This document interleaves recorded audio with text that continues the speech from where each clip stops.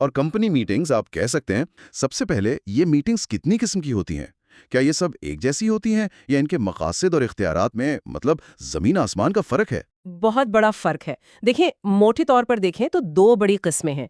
एक है डायरेक्टर्स की मीटिंग्स, जो कंपनी के रोजमर्रा के फैसले करते हैं, लेकिन असल ताकत दूसरी किस्म में है, जिसे जनरल मीटिंग्स कहते हैं। ये शेयर होल्डर्स की मीटिंग्स हैं। यही वो जगह है जहां कंपनी के मालिक यानी शेयर होल्डर्स इकट्ठे होते हैं।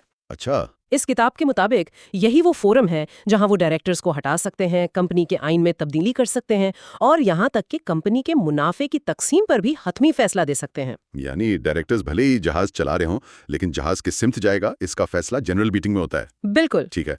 तो इन जनरल मीटिंग्स की भी आगे कुछ किस्में हैं। किताब में सबसे पहले कानूनी मीटिंग या स्टैट्यूटरी मीटिंग का जिक्र है। ये नाम से बहुत भारी भरकम लग रहा है। और ये है भी एक खास किस्म की मीटिंग।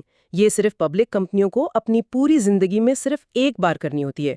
इसका मकसद बहुत दिलचस्प है। जब एक कंपनी बनती है और लोगों से पैसा इकट्ठा करती है, तो ये मीटिंग यूं समझें कि इस बात का पहला बाज़ाब्ता सबूत होती है कि कंपनी ने काम शुरू कर दिया है और सरमायाकारों का पैसा महफूज है। कानून कहता है कि कारोबार शुरू करने के सर्टिफिकेट के 180 दिन के अंदर ये मीटिंग बुलाना लाजमी है। तो ये कानूनी मीटिंग एक तरह से कंपनी की पहली पब्लिक प्रेस कॉन्फ्रेंस है, जहां वो अपने इब्तिदाई सरमायाकारों को बताती है कि देखें, हमने आपके पैसों से ये काम शुरू कर दिया है। क्या ये सही तशबीह है? बिल्कुल, बेहतरीन तशबीह है। और ये सिर्फ बताना नहीं है, बल्कि सबूत देना है। उसके साथ एक कानूनी रिपोर्ट भेजी जाती है, जो कंपनी का पहला मुकम्मल एक्सरे होती है। उसमें सब कुछ होता है, कितने शेयर्स बिके, कितना पैसा आया, इब्तिदाई अखराजात क्या हुए, डायरेक्टर्स कौन है, ऑडिटर्स कौन है। अच्छा। और सबसे अहम बात, इस रिपोर्ट पर ऑडिटर्स की तस्दीकी मोहर होती है कि जो कुछ कहा जा रहा है वो मालियाती तौर पर दुरुस्त है। ये सरमायाकारों का एतमाद जीतने का पहला और सबसे अहम कदम है। और हाँ, ये हर किसी के लिए नहीं, सिर्फ शेयर कैपिटल वाली पब्लिक कंपनियों के लिए लाजमी है। प्राइवेट कंपनियों को इसकी जरूरत नहीं। ठीक है। तो कानूनी मीटिंग तो एक बार का मामला है, कंपनी की शुरुआत का एक रस्मी ऐलान। लेकिन एक बार जब कंपनी चल पड़ती है, तो साल बसाल एहतसाब का क्या निज़ाम है? मुझे लगता है यहाँ से सालाना जनरल मीटिंग या एजीएम की कहानी शुरू होती है, जिसके बारे में हम सब ने सुना है। जी बिल्कुल, एजीएम कॉर्पोरेट गवर्नेंस का दिल है।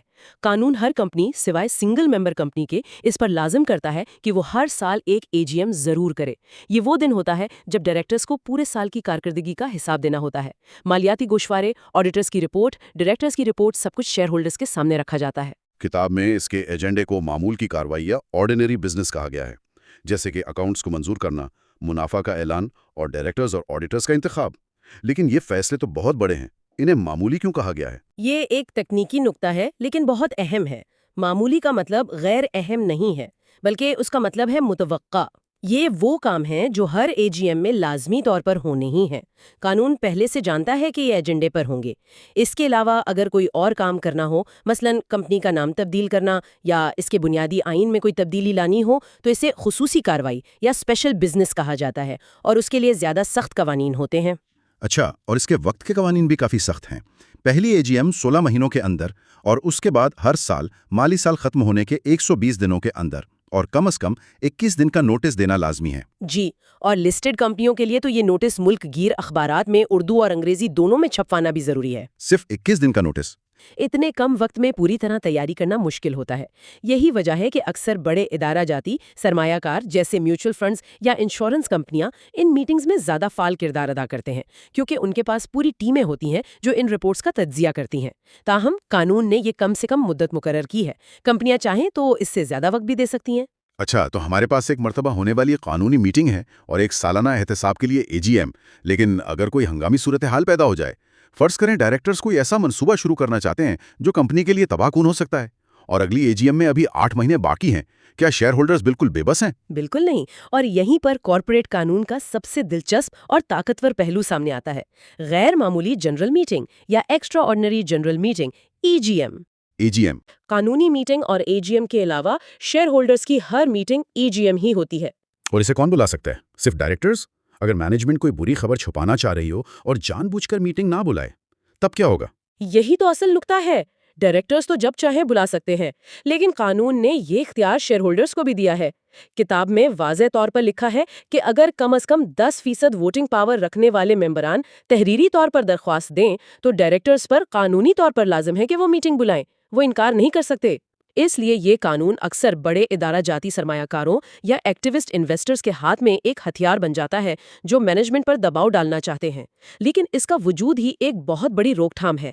مینجمنٹ کو ہمیشہ یہ ڈر رہتا ہے کہ اگر انہوں نے کوئی بہت غلط قدم اٹھایا تو بڑے شیئر ہولڈرز EGM بلا کر انہیں روک سکتے ہیں۔ اور اگر ڈائریکٹرز اس درخواست کو نظر انداز کر دیں، اگر وہ ٹال مٹول سے کام لیں؟ قانون نے اس کا بھی توڑ نکالا ہے۔ اگر ڈائریکٹرز 21 دن کے اندر میٹنگ کی تاریخ کا اعلان نہیں کرتے تو درخواست دینے والے شیئر ہولڈرز خود میٹنگ بلا سکتے ہیں۔ خود؟ جی، اور یہاں سب سے دلچسپ بات آتی ہے، اس میٹنگ پر آنے والے تمام مناسب اخراجات کمپنی ادا کرے گی، اور پھر کمپنی یہ رقم ان ڈائریکٹرز کی فیس یا تنخواہ سے کاٹے گی جنہوں نے میٹنگ بلانے میں کوتاہی کی تھی۔ یہ ایک ذاتی سزا ہے۔ واہ، یہ تو بہت بڑا اختیار ہے۔ اس کا مطلب ہے کہ قانون صرف حق نہیں دیتا، بلکہ اس حق کو نافذ کرنے کا طریقہ اور نافرمانی کی صورت میں سزا بھی تجویز کرتا ہے۔ بالکل، مجھے ایک کیس یاد ہے جہاں ایک کمپنی کے ڈائریکٹرز ایک متنازعہ پروجیکٹ پر EGM بلانے سے انکار کر رہے تھے۔ شیئر ہولڈرز نے قانون کا سہارا لیا، خود میٹنگ بلائی اور نہ صرف اس منصوبے کو بھاری اکثریت سے مسترد کیا بلکہ ان ڈائریکٹرز کو بھی عہدے سے ہٹا دیا جن کی فیس سے میٹنگ کا خرچہ کاٹا گیا۔ یہ قانون صرف کتابوں میں نہیں، عملی طور پر بھی بہت طاقتور ہے۔ ٹھیک ہے، تو میٹنگ بلانے کا طریقہ کار تو بہت واضح ہے، لیکن اگر اس عمل میں کوئی خامی رہ جائے، مثلا نوٹس صحیح طریقے سے نہ بھیجا گیا ہو یا ایجنڈے میں کوئی اہم بات چھپا لی گئی ہو، کیا اس سے پوری میٹنگ غیر قانونی ہو جاتی ہے؟ اس کے لیے بھی قانون میں راستہ موجود ہے۔ اگر میٹنگ کی کارروائی میں کوئی مادی خرابی ہو، یعنی کوئی ایسی غلطی جس سے نتائج پر اثر پڑا ہو، تو کم از کم 10% ووٹنگ پاور رکھنے والے ممبران 30 دن کے اندر عدالت جا سکتے ہیں۔ عدالت اس میٹنگ کے فیصلوں کو کال عدم قرار دے کر نئی میٹنگ کا حکم دے سکتی ہے۔ اچھا، مقصد یہ ہے کہ چھوٹی موٹی غلطیوں کی وجہ سے کام نہ رکے، لیکن بڑی بے ضابطگیوں کو روکا جا سکے۔ اور جب کوئی بڑا فیصلہ، جسے کتاب میں خصوصی قرارداد یا اسپیشل ریزولوشن کہا گیا ہے، منظور ہو جاتا ہے تو اس کے بعد کیا ہوتا ہے؟ چونکہ یہ قراردادیں کمپنی کے بنیادی ڈھانچے کو تبدیل کرتی ہیں، جیسے اس کے مقاصد یا قوانین کو بدلنا، اس لیے قانون کہتا ہے کہ کمپنی 15 دن کے اندر اس کی ایک کاپی رجسٹرار یعنی کمپنیز کے سرکاری دفتر میں جمع کرائے۔ اس کا مقصد یہ ہے کہ ان بڑی تبدیلیوں کا ایک سرکاری ریکارڈ موجود ہو تاکہ بعد میں کوئی ابہام نہ رہے۔ اس پورے نظام کو دیکھ کر لگتا ہے کہ ہر ممکنہ مسئلے کا حل سوچا گیا ہے، لیکن کیا ہو اگر کوئی کمپنی بالکل ہی مفلوج ہو جائے، ڈائریکٹرز آپس میں لڑ پڑیں اور کوئی میٹنگ ہی نہ بلا پائے؟ کیا ایسی صورت میں کمپنی ہمیشہ کے لیے بند ہو جاتی ہے؟ نہیں، ایسی صورتحال کے لیے ایک سیفٹی والو موجود ہے، اور وہ ہے ریگولیٹر یعنی securities and exchange commission of Pakistan SECP۔ کتاب کے مطابق اگر کسی بھی وجہ سے میٹنگ بلانا ناممکن ہو جائے تو کوئی بھی ڈائریکٹر یا شیئر ہولڈر کمیشن سے رجوع کر سکتا ہے۔ کمیشن خود میٹنگ بلانے کا حکم دے سکتا ہے، اور وہ قوانین کو بھی عارضی طور پر تبدیل کر سکتا ہے۔ مثلاً وہ یہ حکم بھی دے سکتا ہے کہ اگر صرف ایک ممبر بھی میٹنگ میں آ جائے تو اسے قانونی طور پر مکمل کورم تصور کیا جائے تاکہ فیصلے ہو سکیں۔ یہ ایک ہنگامی اختیار ہے تاکہ کمپنی کا کام نہ رکے۔ تو اس ساری بحث کا خلاصہ کیا ہے؟ ہم نے دیکھا کہ کمپنی کی میٹنگز صرف چائے اور بسکٹ کے ساتھ ہونے والی گپ شپ نہیں ہے، یہ ایک انتہائی منظم قانونی ڈھانچہ ہے جو شیئر ہولڈر جمہوریت اور کارپوریٹ احتساب کی بنیاد رکھتا ہے۔ قانونی میٹنگ سے لے کر سالانہ AGM اور ہنگامی EGM تک، ہر ایک کا ایک واضح اور منفرد مقصد ہے۔ بالکل، یہ پورا نظام شفافیت کو یقینی بنانے، اختیارات کے ناجائز استعمال کو روکنے اور کمپنی کے اصل مالکان کو اپنی آواز بلند کرنے کا موقع فراہم کرنے کے لیے ڈیزائن کیا گیا ہے۔ یہ ڈائریکٹرز کو یاد دلاتا رہتا ہے کہ وہ مالک نہیں بلکہ شیئر ہولڈرز کے سرمایہ کے امین ہیں۔ اور یہ ہمیں آج کے آخری نقطے پر لاتا ہے۔ یہ سارا مواد شیئر ہولڈرز کی شمولیت کا ایک بہت منظم، روایتی اور آپ کہہ سکتے ہیں سالیانہ طریقہ پیش کرتا ہے۔ لیکن آج کی تیز رفتار ڈیجیٹل دنیا میں جہاں معلومات ہر لمحے دستیاب ہیں، یہ سوچنے کی بات ہے کہ یہ روایتی میٹنگز کیسے تبدیل ہو سکتی ہیں۔